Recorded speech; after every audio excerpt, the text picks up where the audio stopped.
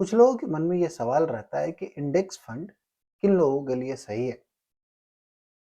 जिन लोगों ने आज तक इक्विटी मार्केट में कभी इन्वेस्टमेंट नहीं किया, जिनको इक्विटी मार्केट की वोलेटिलिटी का एक्सपीरियंस नहीं है और वो केवल इस डर से इक्विटी मार्केट में इन्वेस्ट नहीं कर रहे हैं, स्टॉक मार्केट में इन्वेस्ट नहीं कर रहे हैं क्योंकि उनको लगता है कि उनके पैसे डूब जाएंगे। उन्होंने कहीं से कोई स्टोरी सुन ली है, या फिर दूसरे उस तरह के लोग जो अपने लाइफ के लेट स्टेज में हैं, उनके पास पैसा तो है लेकिन वो उस पैसे को एफडी और उसके सिमिलर प्रोडक्ट में रख रखे हैं।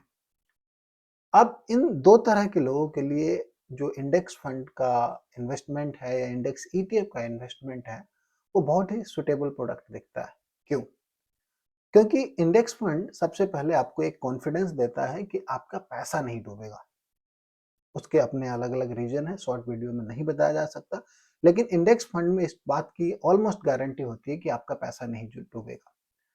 उसमें रिटर्न आपको आपके एफडी और एफडी के जो सिमिलर प्रोडक्ट है उससे दुगने तक मिल जाते हैं। टैक्स कम लगता है।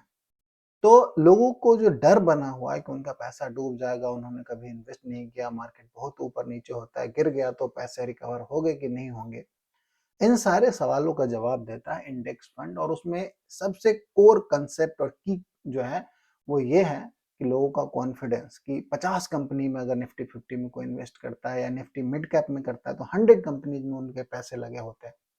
वो 100 की 100 कंपनी एक साथ दिवालिया नहीं हो जाएंगी, ना ही एक कंपनी में बहुत ज्यादा पैसा लगा होता है कि उनका पैसा अचानक से डूब जाएगा और रिकवरी नहीं होगी।